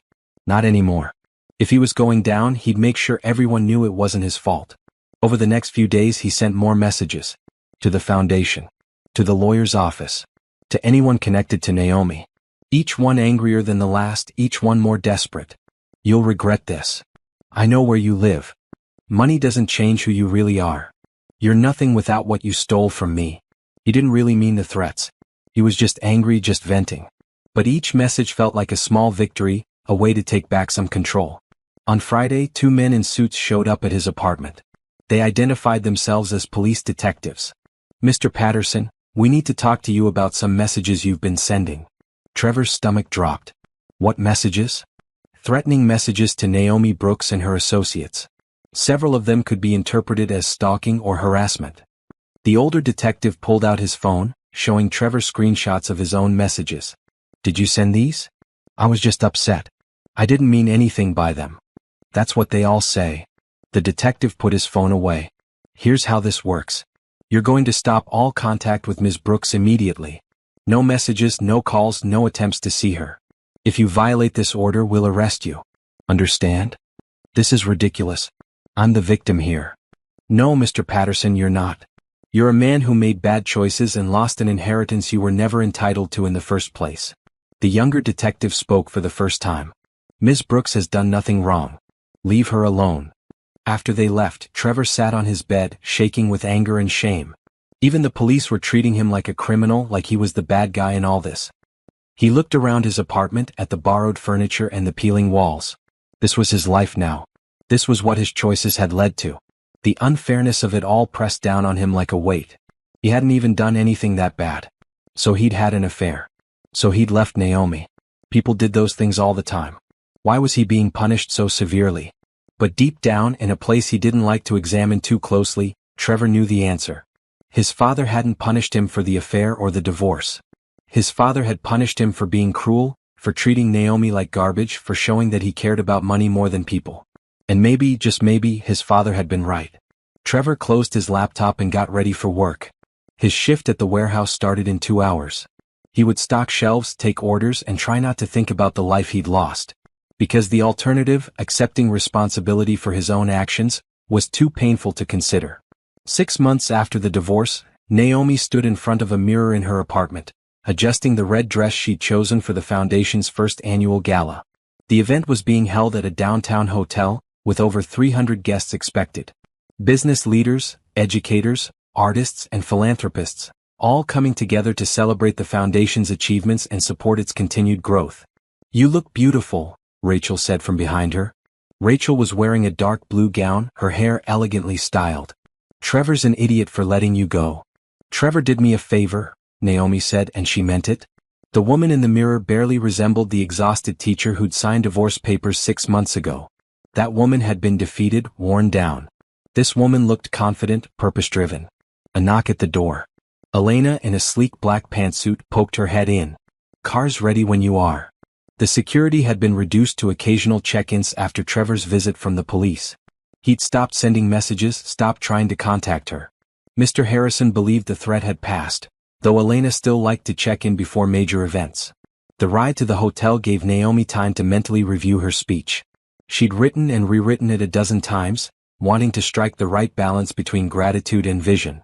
The hotel's grand ballroom had been transformed. Round tables draped in white linens. Centerpieces of colorful flowers arranged by students from one of their grant schools. A small stage with a podium and a large screen for presentations. Jordan met her at the entrance, looking handsome in a dark gray suit. "Ready for your big moment?" "Nervous," Naomi admitted. "What if I mess up the speech? What if no one wants to donate?" "You'll be perfect. And people are already donating. We've raised over $500,000 in advance contributions." Jordan offered his arm. "Come on, let's mingle before things get started." Over the past few months, Naomi and Jordan had grown close. They had dinner once a week, sometimes at restaurants, sometimes at one of their apartments. They talked about art and education, shared stories about their childhoods, laughed at the same jokes. It was easy, comfortable, completely different from her relationship with Trevor. Jordan had never pushed for more than friendship, and Naomi appreciated that. She wasn't ready for romance. Maybe she never would be. But having Jordan in her life felt right. The ballroom filled quickly. Naomi recognized faces from the schools they'd helped, teachers she'd worked with, students whose lives had been changed by the foundation's grants. Sharon moved through the crowd with practiced ease, greeting donors and introducing people to each other. At 7 o'clock, Sharon took the stage to welcome everyone. She spoke briefly about the foundation's mission, then introduced Naomi. Naomi walked to the podium on shaky legs. 300 faces looked up at her expectantly. She gripped the edges of the podium and took a breath. 6 months ago, she began, I was a high school art teacher worried about whether my students had enough paint for their projects. Today, because of a generous and unexpected gift, I stand before you representing a foundation that has already changed hundreds of lives. She clicked the remote and images appeared on the screen behind her. Students painting murals. A pottery class at the community center. A scholarship recipient hugging her mother at a college acceptance ceremony. The Robert Patterson Foundation for Arts Education exists because one man believed that everyone deserves a chance to pursue their passion, regardless of their financial circumstances. He believed in supporting people who were overlooked, who worked hard without recognition, who gave more than they received. Naomi's voice grew stronger as she continued. We've provided grants to 10 schools, funded expansion of the Community Arts Center, and offered full scholarships to 15 students. But this is just the beginning. With your help, we can reach 50 schools next year. We can double our scholarship program. We can prove that arts education isn't a luxury but a necessity. The screen showed more images, before and after photos of school art rooms, students displaying their artwork, teachers crying tears of joy when receiving grant notifications. Every child we help, every teacher we support, every program we fund creates a ripple effect. Art doesn't just teach techniques. It teaches problem-solving, self-expression, confidence. It gives young people tools to understand themselves and the world around them. Naomi paused, making eye contact with the audience. Art saved my life. It gave me purpose when I felt lost. It gave me hope when I had none. That's what we're offering these students. Not just paint and clay but hope and purpose. The applause was thunderous. People stood, clapping and cheering. Naomi felt tears prick her eyes but blinked them back. This was what Robert had wanted. This was his legacy, not the money itself but what the money could create. After her speech, donors lined up to talk to her. Business owners wanting to contribute. Former teachers sharing stories about how arts education had changed their students' lives. A young woman who'd received one of the foundation's scholarships, thanking her with tears streaming down her face. Ms. Brooks, because of you I get to go to college. My family couldn't have afforded it. You changed my entire future. Naomi hugged her tightly. You earned it. You worked hard. We just removed one barrier. The rest is all you. Jordan appeared at her elbow, gently extracting her from the crowd. You need to eat something. You haven't had anything since this morning. They sat at a table near the back, relatively hidden from the crowd. Jordan handed her a plate with chicken, vegetables, and a roll. Naomi realized she was starving. That was an incredible speech, Jordan said. Not a dry eye in the house. I meant every word. Naomi took a bite of chicken. This is what I'm supposed to be doing with my life. Not just teaching, though I love that, but creating opportunities on a larger scale. Robert chose the right person, Jordan said quietly. He saw something in you that you're finally seeing in yourself. Before Naomi could respond, Sharon hurried over. Naomi, we have a situation. Someone showed up at the door who wasn't invited. Security stopped him, but he's demanding to see you. Naomi's heart sank. Trevor? Yes. He's in the lobby causing a scene. Jordan stood immediately. I'll handle it. No, Naomi said, rising. I'll go.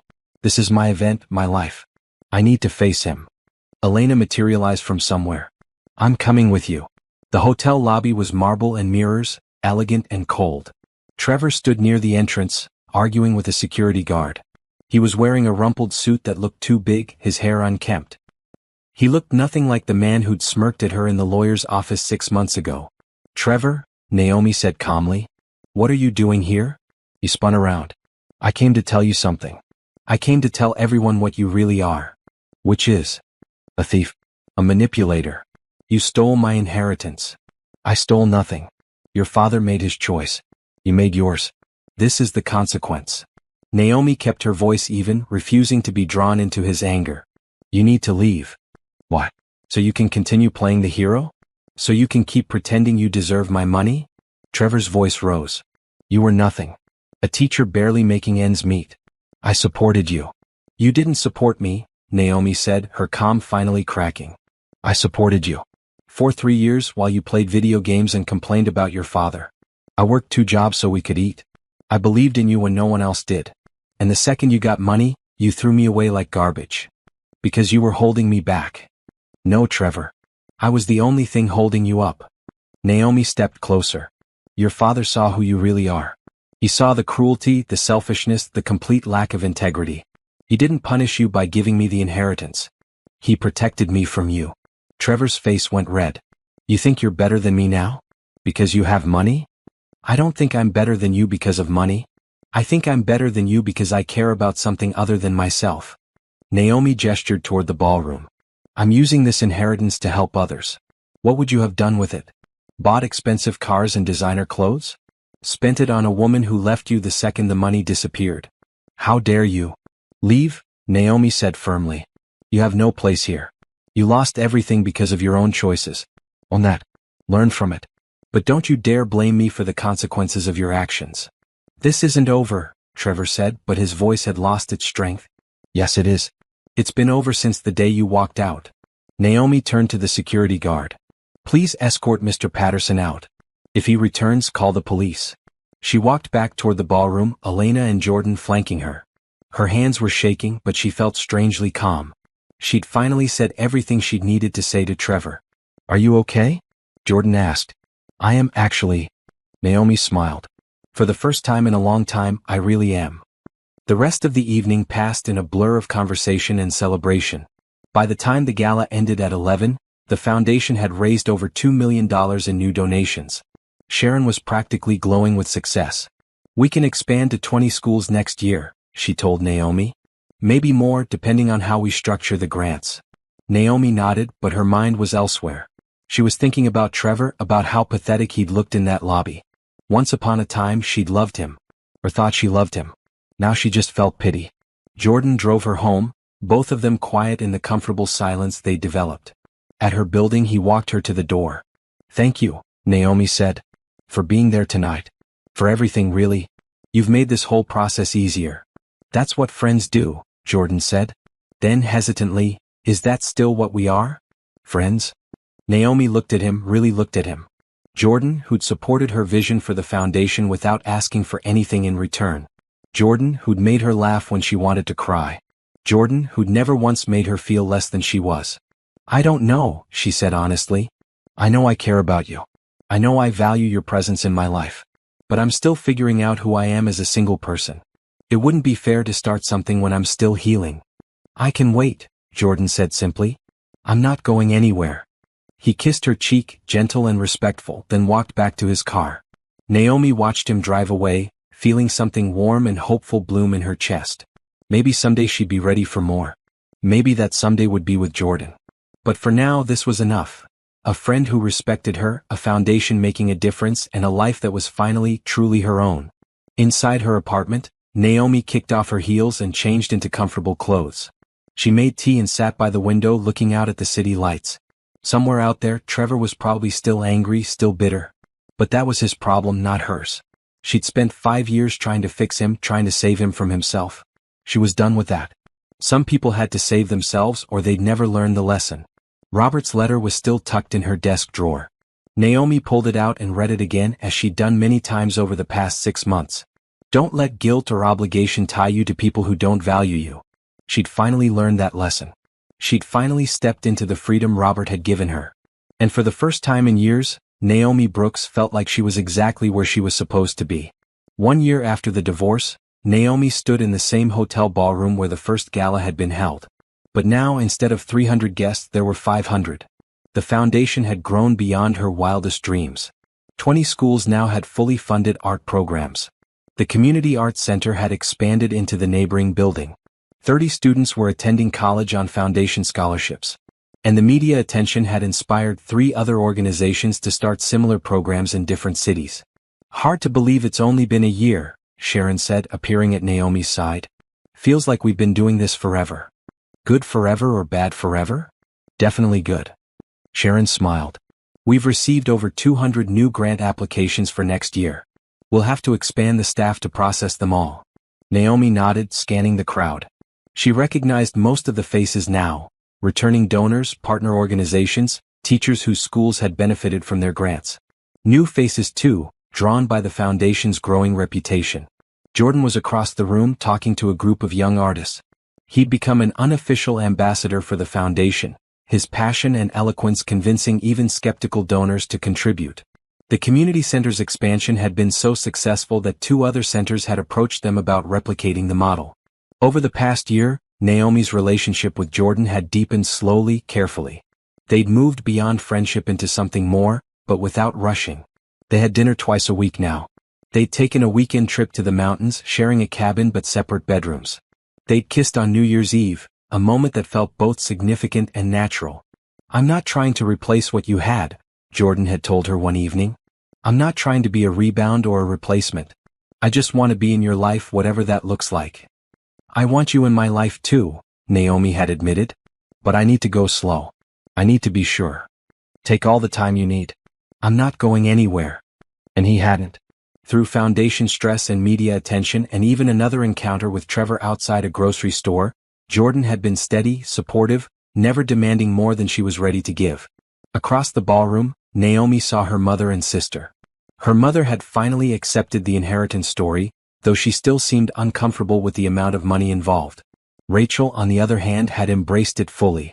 She'd quit her nursing job to become the foundation's volunteer coordinator, discovering a passion for nonprofit work she'd never known existed. "Naomi," a voice said behind her. "Wonderful event as always." She turned to find Mr. Harrison, looking distinguished in his tuxedo. "Thank you for coming. And for everything you've done this year." "My pleasure. Robert would be proud of what you've built." He gestured toward the stage. "Almost time for your speech." Naomi made her way to the podium as Sharon introduced her. The applause was warm, welcoming. She looked out at the assembled guests and felt a surge of gratitude for everyone who'd made this possible. "1 year ago," she began, "I stood at this podium and told you about a dream.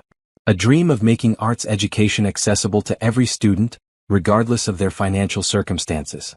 Tonight, I'm thrilled to report that we're turning that dream into reality." The screen behind her lit up with a video montage. Students painting, sculpting, dancing, making music. Teachers crying happy tears. Parents thanking the foundation at school events. Scholarship recipients accepting their college admissions. This year we've helped over 5,000 students. 5,000 young people who now have supplies, instruction, and encouragement to pursue their artistic passions. We've saved programs that were facing elimination. We've created new opportunities where none existed. Naomi's voice grew stronger. "But we're not done. Not even close." She clicked to the next slide, showing the foundation's goals for the coming year. "With your continued support, we plan to reach 50 schools and double our scholarship program. We're launching a teacher training initiative to help educators integrate arts into all subjects.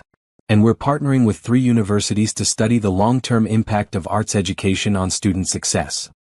The audience responded with enthusiastic applause. Naomi continued, detailing specific programs and outcomes, sharing success stories and future plans. She'd gotten much better at public speaking over the past year, more comfortable in this role she'd never imagined for herself. After the speech, the usual receiving line formed.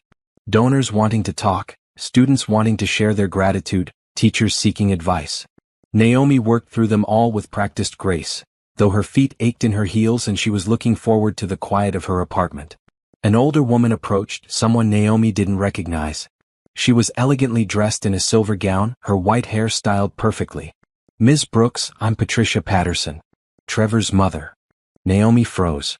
She hadn't seen or heard from any of the Patterson family since the divorce. "Mrs. Patterson, I'm surprised to see you here." "I'm sure you are." Patricia's expression was carefully neutral. "May we speak privately for a moment?" They moved to a quiet corner of the ballroom, away from the crowd. Elena materialized nearby, always alert, but gave them space. "I wanted to tell you something," Patricia said. "Something I should have said a year ago. I'm sorry." "Sorry for what?" "For how we treated you. For how my son treated you. For not seeing your worth until it was too late." Patricia's composure cracked slightly. "Robert saw it. He tried to tell me, but I was too proud, too caught up in what I thought Trevor should be married to." "What changed?" Naomi asked. "Watching you this past year. Reading about the foundation, seeing what you're doing with Robert's money." Patricia gestured around the ballroom. "You're honoring his memory in ways Trevor never could have. You understood what was important to him, even though he barely spoke to you." "I just tried to do something meaningful," Naomi said quietly. "You've done more than that. You've proven that Robert made the right choice." Patricia pulled an envelope from her purse. "I wrote you a letter months ago but never had the courage to send it. I'm giving it to you now. Naomi accepted the envelope but didn't open it. How is Trevor? Working. Learning humility, though it's a slow process. Patricia's expression was sad. He took the entry-level job his uncle offered. He's living in a small apartment, managing his own expenses for the first time in his life. It's been good for him even if he doesn't see it yet. I hope he finds his way, Naomi said and meant it. She didn't feel angry at Trevor anymore, just distant pity for a man who'd lost so much because he couldn't see what mattered. So do I. Patricia paused. I also wanted you to know that I've established a matching grant program. Any donations made to the foundation this year, I'll match up to $5 million. Naomi's eyes widened. Mrs. Patterson, that's incredibly generous, but you don't have to. I want to. It's the least I can do to support what you're building. And please call me Patricia. After Patricia left, Naomi opened the envelope. Inside was a handwritten letter on expensive stationery. Dear Naomi, I owe you an apology that's a year overdue. I treated you poorly during your marriage to my son, viewing you as beneath our family when the truth was that you were above us all. You worked tirelessly to support Trevor when he gave you every reason to leave. You showed grace and dignity in the face of my coldness. You loved my son when he was unlovable, and you deserved so much better than what you received. Watching you build this foundation has been humbling. You've taken Robert's gift and multiplied its impact far beyond anything he could have imagined. You've proven that character matters more than breeding, that integrity matters more than social standing. I hope someday you can forgive us. I hope someday we can know each other properly, not as in-laws but as people who both loved Robert in our own ways. With respect and deep regret, Patricia Patterson. Naomi folded the letter carefully and tucked it back in the envelope. Forgiveness. She'd been thinking about that concept a lot lately. Not forgiveness in the sense of excusing what had happened, but forgiveness as letting go of anger, of moving forward without bitterness weighing her down. She'd forgiven Trevor, she realized. Not because he deserved it, but because holding on to anger was exhausting. He'd lost so much through his own actions. That was punishment enough. Jordan found her in the quiet corner. Everything okay? Patricia Patterson seemed intense. She apologized and offered a $5 million matching grant. Jordan whistled low. That changes our entire budget for next year. It does. Naomi smiled up at him. Come on, let's enjoy the rest of the evening. We've earned it. They danced together as the orchestra played, Naomi's head resting on Jordan's shoulder. Around them, donors and supporters celebrated the foundation's success. The ballroom was filled with light, laughter, and hope. At midnight, after the last guest had left, Naomi and Jordan stood on the hotel's terrace, looking out at the city. The air was cool, spring beginning to give way to summer. I have something to tell you, Jordan said, taking her hand. The community center board wants to expand our model to 5 more cities. They want me to oversee the expansion. Jordan, that's wonderful. Naomi squeezed his hand. You've worked so hard for this. I have. But here's the thing. It would mean a lot of travel, at least for the first year. I'd be gone several weeks each month, setting up new centers, training staff. He turned to face her fully. I wanted to talk to you about it before I said yes. To see how you felt about it. How I feel about it? Naomi was touched that he'd considered her opinion. This is your career, your passion. You should absolutely say yes. Even if it means less time together? We'll figure it out. Video calls, weekend visits when you're in town, making the most of the time we do have. Naomi smiled. Besides, I'll be busy too. 50 schools next year, remember? We'll both be building something important. Jordan pulled her close. Have I mentioned lately that you're incredible? Not in the last hour or so. He kissed her and it felt like coming home. Not in the desperate, clingy way she'd felt with Trevor, trying to hold on to something that was already slipping away. This felt solid, real, built on mutual respect and shared values. I love you, Jordan said when they pulled apart. I've wanted to say that for months, but I was waiting for the right moment. I love you too, Naomi replied and realized it was true. Somewhere over the past year, amid foundation work and personal growth, she'd fallen in love with this kind, passionate man who'd never asked her to be anything other than herself. They stood together on the terrace, watching the city lights twinkle. Somewhere out there, Trevor was in his small apartment, probably still bitter about what he'd lost. Patricia was in her mansion working on her own version of redemption. Students were sleeping peacefully, their futures a little brighter because of the foundation's work. And Naomi was here with a man who loved her, doing work that mattered, living a life she'd built from the ashes of her worst experience. "What are you thinking about?" Jordan asked. "About Robert," Naomi said. "About how he gave me more than money. He gave me permission to value myself, to believe I deserved better. He gave me freedom." "He gave you an opportunity," Jordan corrected gently. "But you're the one who took it and turned it into something beautiful. That's all you, Naomi. That's your strength, your vision, your heart." "Our vision now," she said. "The foundation, the community center, all of it. We're building it together." "Together," Jordan agreed, pulling her close again. As they kissed under the stars, Naomi felt something she hadn't felt in years: complete contentment. Not the desperate happiness of trying to convince herself things were fine when they weren't. Not the relief of escaping something terrible. Just genuine, deep satisfaction with where she was and who she'd become. She'd started this journey broken and betrayed, with nothing but a studio apartment and a teacher's salary. Now she had purpose, love, and the means to change thousands of lives. The inheritance had been Robert's final gift, his way of showing that he'd seen her worth even when his own family couldn't. But what she'd done with that gift was all her own. She'd taken pain and transformed it into purpose.